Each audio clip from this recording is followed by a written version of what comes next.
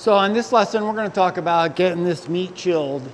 And the number one question there is hide on, hide off. Do I leave the hide on and cool it? Do I take the hide off and cool it? 90% of the time I take the hide off for multiple reasons. Number one, the hide comes off very easy when it's warm. Number two, I want that hide off because on large animals like a bear or a moose or an elk, you have large muscle mass, you got thick hide, and that hide will hold the heat in there and can sour the meat real easy, literally overnight.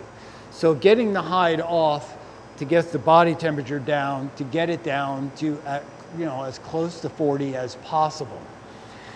So we want to strip the hide down, and again, depending on where you're at, if it's an elk down in the timber or a moose down next to the lake, wherever it is, we want to try to get the hide off as soon as possible. And we always want to work to try to keep as much dirt and grass and hair off the meat as much as possible.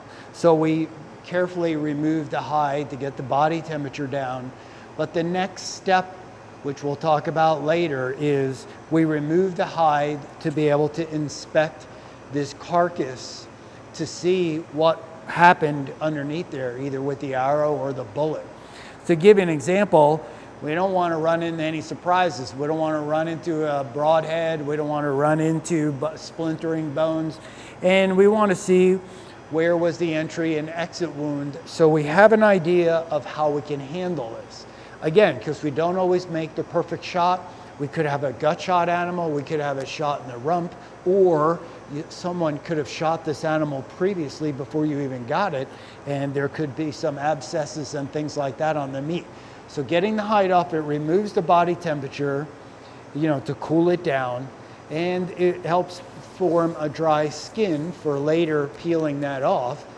And so it allows us to inspect the animal to take the next steps.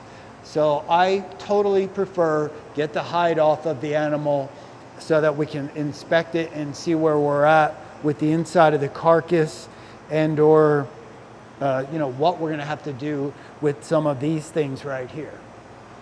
And we're going to have that in the next lesson.